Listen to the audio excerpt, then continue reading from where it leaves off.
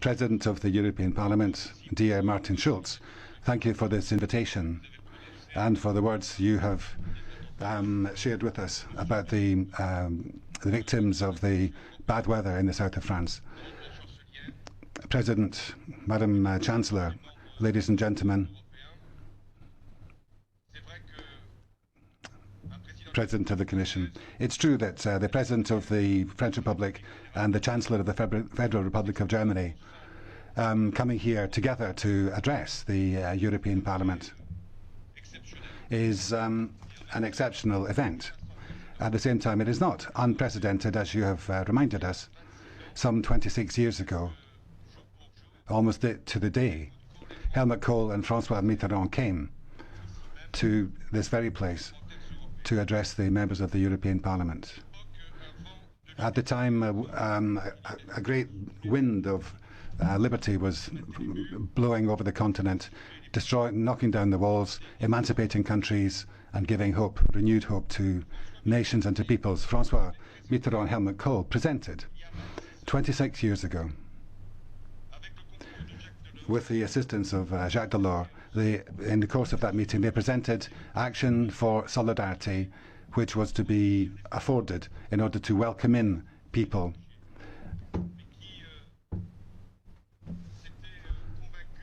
refugees, people who were convinced that Western Europe would be a home for them, and all of Europe fell into place, and the hopes vested in them were substantial. The shared hopes of Kohl and Mitterrand were that they would be able to create political union for Europe, and in so doing roll over the mandate of the Founding Fathers, creating a large internal market with social rules, and body forth the project of a single currency. All of this was to be part and parcel of the same process, and was to be prosecuted with the same determination and resolve. Now, some 26 years on, Chancellor Angela Merkel and myself are here addressing this House again, because it's the 25th anniversary of German reunification, but also because Europe is living through new tragedies and drama, and this poses the whole continent new challenges. To tell the truth, it's years now that Europe has been in a succession of crises. The financial crisis sprang outside of this continent, but it spread to the continent, and it has brought in its wake an economic crisis which we are now emerging from, and a social crisis with millions of young people out of a job and unemployed. Now there is a humanitarian crisis which we need to confront, with an influx of refugees caused by the destabilization of entire regions in the Middle East and Africa, because of outbreaks of warfare and religious hatred, and indeed a security crisis with a war which is not so very far away at the frontier of Europe in Ukraine, and also terrorist attacks which have affected several countries of our continent, including my own. With each crisis, fear appears. We need to live with fear, but we must not be dominated by those fears. And nonetheless, there is an inclination, a tendency, a temptation to retreat into our own national shells when there is a crisis, in a kind of beggar my neighbour attempt at avoiding the problems. And that's what experience and history tells us. That is not the way. Go it alone is not the way. Now, that may be sincere, but it must not condemn Europe to impotence and to pusillanimity. We need a Europe which is on the front foot, which is able to do things and to rise to the expectations vested in it by the citizens. It must assume its responsibilities in the spirit of its values and its principles, those which informed the unification process for an entire continent. Therefore, the only solution is a strong Europe to underpin our sovereignty, our shared sovereignty. Over recent months and years, France and Germany have sought to find a common response to the travails which we have seen over the past period. We have responded by affirming simple, clear principles of solidarity, of responsibility, and of firmness. Solidarity vis-à-vis terrorism, since all of the attacks which have been conducted in our various countries really blows at Europe itself and its ideals, its culture, its way of life, and directed at the very soul and spirit of our continent. Can I thank the heads of state and government and the parliamentarians who came on the 11th of January to Paris to demonstrate their solidarity and also their attachment to liberty, to freedom, to what we stand for, what we represent, and to defend all of that from the terrorists whose only intention is to erode the cement which binds us together.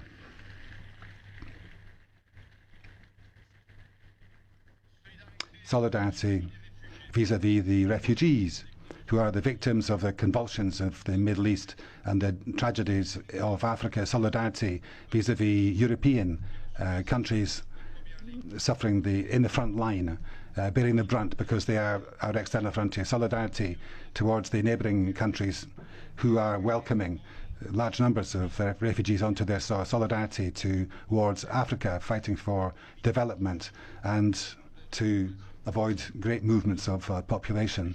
Now, looking at these things head on, we are confronted by an exceptional arrival of large numbers of men and women since the beginning of the year, 600,000, no doubt, many of them fleeing war and massacre, others looking for a better life.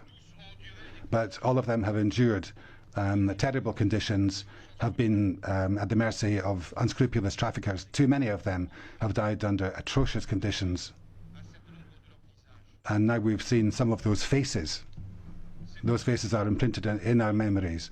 Europe has sought to, first and foremost, save lives, to fight against the traffickers, thanks to Frontex and its operations. I recognise, I acknowledge freely that Europe was slow in understanding that tragedy in the Middle East or in Africa could not be without consequence for Europe itself.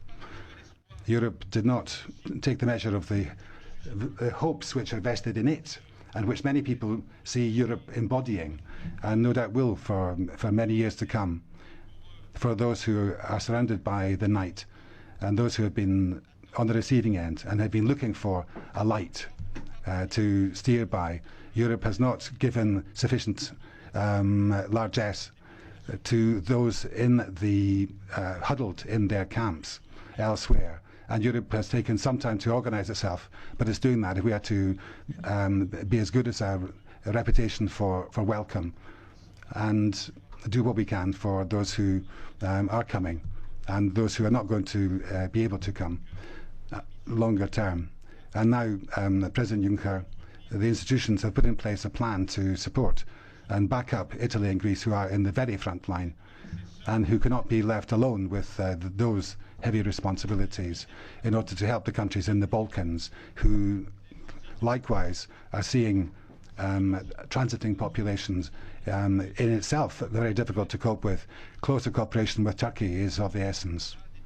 And there are discussions which have now been commenced and which must be concluded with clear rules, because it's in Turkey that the refugees, as far as possible, must be given reception, and in return we must provide Turkey with assistance if they're helping us, and ensure that these refugees, whether they are in camps or in the population, are able to work to feed their children and have a hope for the future themselves. If we fail to do that, then of course they are going to inexorably come here, and we must put in place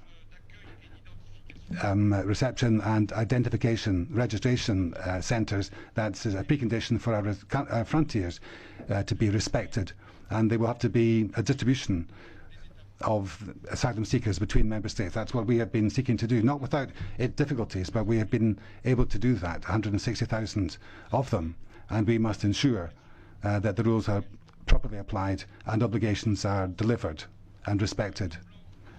This plan must now be implemented with dispatch, quickly. These are the principles: solidarity, responsibility, the same principles which applied when we were looking at the Greek situation, the Greece situation, where things were difficult, and Angela Merkel and myself did our bit with the Commission, with all of the member states. Those discussions could have foundered, and that would have been more than just a failure. That would have been a dereliction. We would have been abandoning a country whose civilization and whose culture is part of our own. This would have been the first breach in the integrity of the Eurozone, and other countries would have come under pressure themselves. And it would have been a resignation, an abdication of our shared responsibility as Europeans towards the Greek government. The negotiations were brought to fruition for a global reform programme and renewed financial support. And I now hope that this will lead to a debate about debt servicing. And this is part and parcel of an overall solution. Alexis Tsipras, the Greek Prime Minister, has shown courage in his desire to see his people consulted before that agreement. Now, I say that at the home of European democracy. Respect for democracy, asking the people, is not contradictory to the respect of common rules for responsibility and solidarity. Again, those same principles.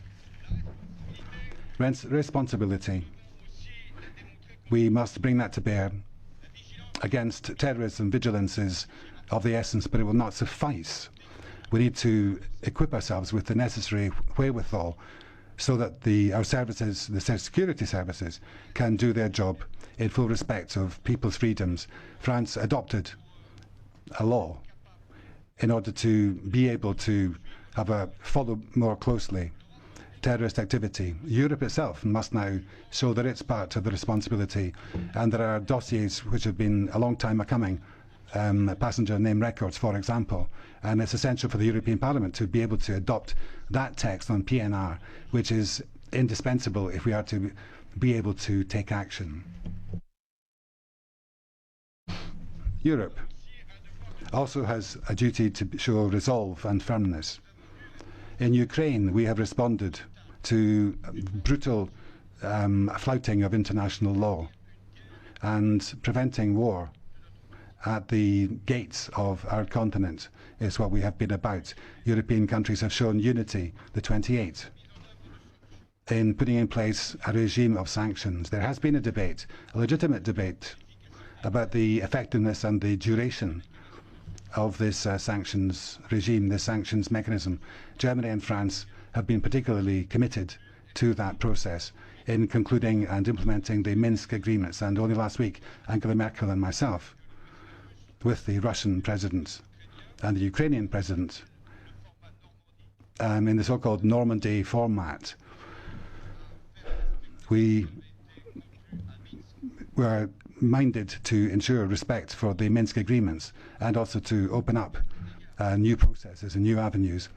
This format, the Normandy format, this method and this head of steam, this pressure exercised on behalf of all of Europe, well, has been particularly effective since the elections which the separatists had scheduled for mid-October have been postponed.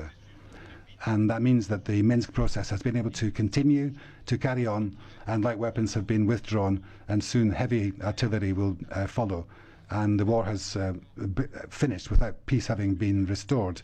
And this is what we are capable of achieving in the name of Europe and for Europe. And it must be said, in the best interest of the world at large. We are now prepared to demonstrate resolve, determination, responsibility and solidarity, firmness and resolve vis-à-vis the Syrian conflict as well. This is of concern to all of us because Daesh and the jihadists they hold many things against us. The regime of Bashar al-Assad has created and continues to nourish that disaster and feed into that disaster. There are bombardments, massacres are taking place, people are being killed on a daily basis. What's happening in Syria is relevant to Europe, because what's happening there will determine for a long time the balances, the equilibria in that region, and right across the Middle East if we allow religious conflict between Shia and Sunni.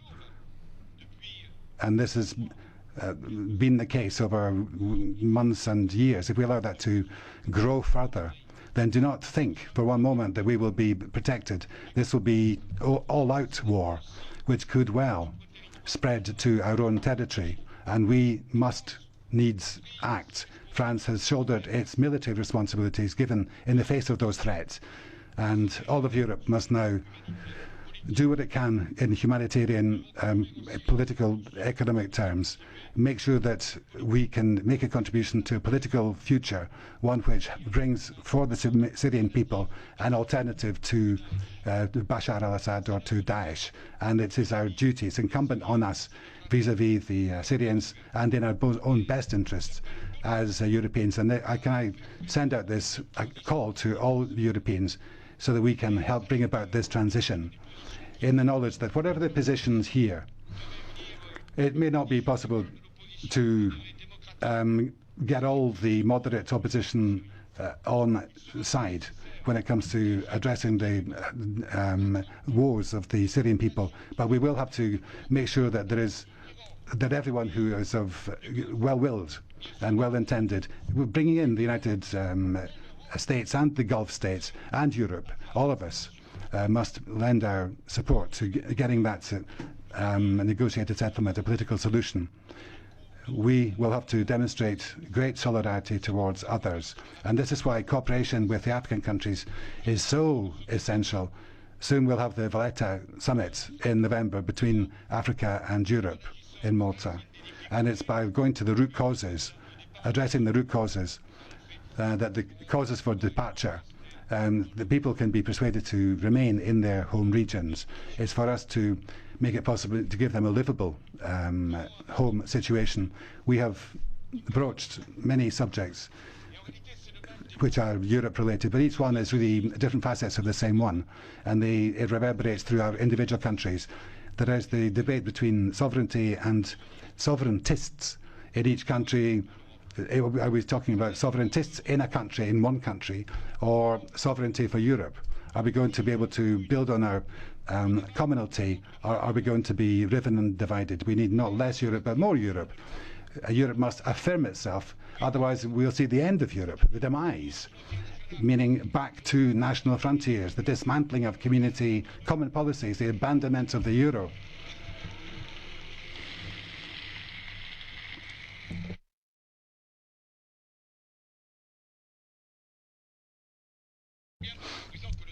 You can see, President, that when I say debate, that's not a vain word. The debate is here as well. François Mitterrand, less than 26 years ago, at the time when he was leaving his post and coming to the European Parliament to address the House, to give what he thought were the lessons of he gleaned in his own history and his own background. He said, nationalism is war. And this was a warning which still sounds today, resounds today. But can I just perhaps add to that?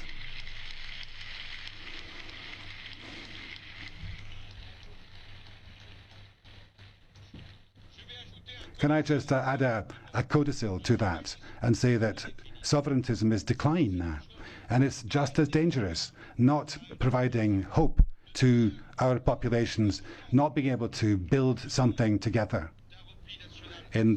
because of a national introversion. Now, looking forwards, I'm convinced that we must go further, because otherwise it's not just that we will stop, it's not just that there will be no forward movement, we will go backwards. And this will spell the end of the European project. And this is why I propose that the Economic Community Union in the Eurozone should now be consolidated and beefed up and reinforced, consolidated and beefed up. as a basis for policies, for convergence, fiscal modernization, combating tax and social dumping, and doing more than what we're already doing with the Juncker plan. Institutional rejigging will be required if the Eurozone is to be governable, for the rules to be respected, for solidarity to bring benefits for all. Those choices will be for the countries which are willing, with the parliamentary scrutiny ensuring an overall coherence and consistency in a Europe which will go towards differentiated integration. We need also to strengthen what's called the Schengen area, because questioning freedom of movement for people and returning to internal borders would be a tragic error.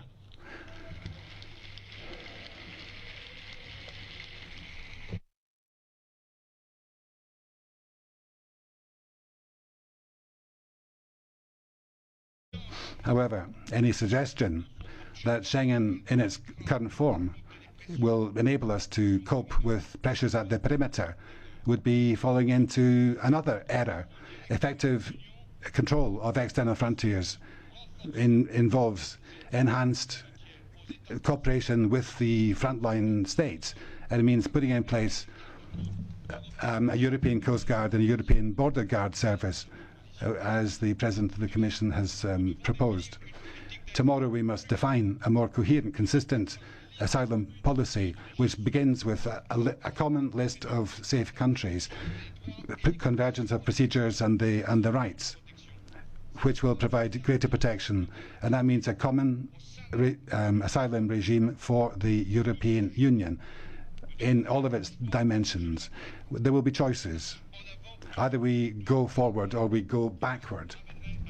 And going backward would take us back to powerlessness. This courageous choice is one which we must forge ahead with.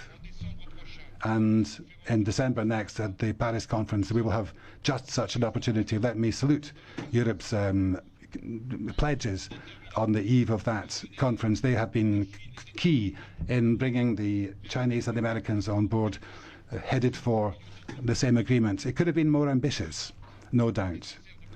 And it will need to be built up. There are too many countries still which have not made brought their contributions to the table. And we Europeans must be able of instituting a great carbon market which will give guidance to industry and steer them towards a more sustainable industries. And we must follow through. Let me salute the role of and pay tribute to the role of the European Parliament in those climate negotiations. Please continue to support the efforts being made by your countries and by Europe in its entirety for us to find our way to an agreement. This is an ambition which extends to the funding side as well. Where will the money come from? And we must get together the $100 billion which will be required for the energy transition in the countries which are most vulnerable and the developing countries. Are we there yet? No, we're not. But we do have 2 months between now and then. And we need that agreement because we know let's acknowledge the disaster and the responsibilities we will incur for future generations. We will need a new conference to sort that out. We must be able to take our decisions on the day. And it's up to the governments. It's incumbent on European governments first and foremost to do their bit, and those who foregather in Paris to be mindful of the responsibilities vested in them by you. I hope I can come back to the European Parliament with, at the very least, the pride that we had a successful conference in Paris, but also that we were there on the day when the countries of the world, building on local and regional authorities across the world who will also be at the table and also represented, with all of the associations and the organizations, business, the trade unions, all of them together. They will be there setting out the situation, solving a large part of the climate generation for decades into the future, and that's a rendezvous we must not miss.